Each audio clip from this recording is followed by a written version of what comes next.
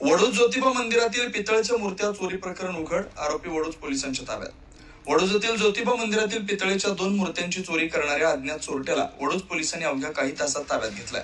मंदिरातून चोरीस गेलेल्या मूर्त्यांची एकूण किंमत सुमारे 18,000 रुपये इतकी आहे। 31 ऑगस्ट 2025 रोजी रविवारी सायंकाळी 6:30 वाजता फिर्यादी युवराज कृष्णा गुडसे वर्ष ब्रिटिश वर्ष राहणार बोर्ड यांनी दिले फिर्यादीवरून पोलीस स्टेशन बोडोज या ठिकाणी गुन्हा हेक्टर नंबर 226/2025 कलम 305 PNS 2023 अन्वये गुन्हा नोंद करण्यात आलेला आहे।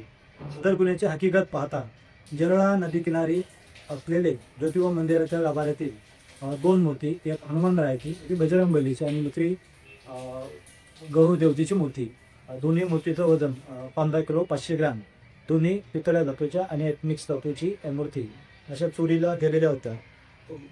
त्या प्रकरणावरून किंवा फिर्यादीवर आपण गुन्हा दाखल करण्यात आला होता। गुन्ह्याच्या तपासादरम्यान आज रोजी ट्रॅफिक अंमलदार अजय भोसले, गणेश शिवकुळे, कुंडली कटरे यांना मिळालेल्या गोपनीय माहितीवरून दीपक माने याला ताब्यात घेऊन त्याच्या ताब्यात बच्चे समक्ष चोरीस गेलेल्या देवतेच्या मूर्ती ॲज इट इज 15 किलो 500 ग्रॅमच्या हा मुद्देमाल हस्तगत करण्यात आलेला आहे।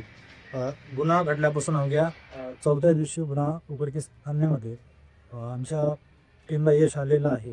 सदरची कामगिरी सातारा जिल्ह्याचे पोलीस अधीक्षक Tushar Joshi sir, additional SP कृपा नरवण, आमचे दहिवडीचे DYSP रणजित सावंत सर यांच्या मार्गदर्शनात गुन्हा उघडकीस आणलेला आहे।